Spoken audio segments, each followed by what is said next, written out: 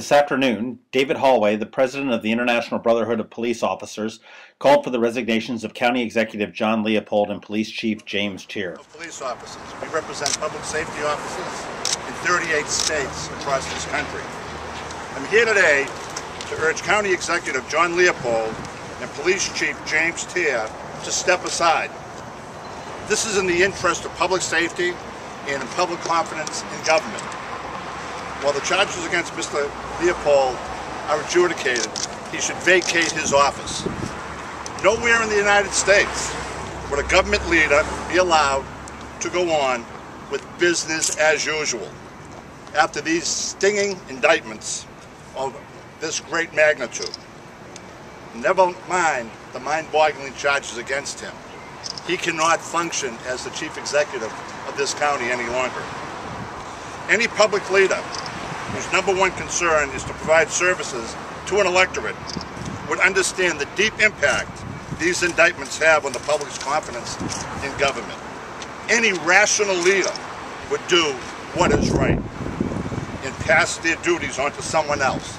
No one is indispensable.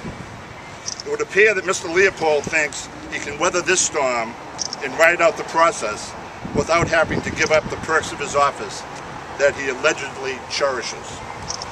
Mr. Leopold is just plain wrong. Government services are important, and people do care about the integrity of those entrusted to deliver them. Mr. Leopold will be too busy with his own defense to properly manage the county. It is time for him to realize that not only it is in his best interest, but the county's best interest to step aside today.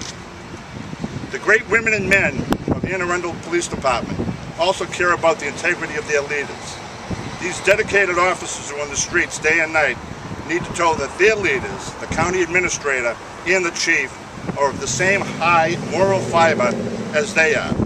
On the streets, these men and women are constantly experiencing the public's concern about what is going on. Their jobs are tough enough without this distraction. Which leads us to the chief, Chief Teare. According to published reports, the chief was well aware of Mr. Leopold's misuse and indeed abuse of his police security detail.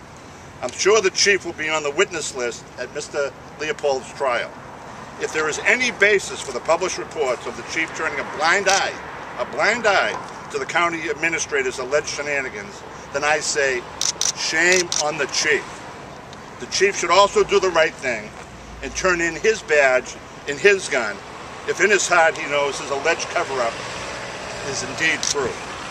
Both of these leaders should do what is right by the public they are sworn to serve and step aside today.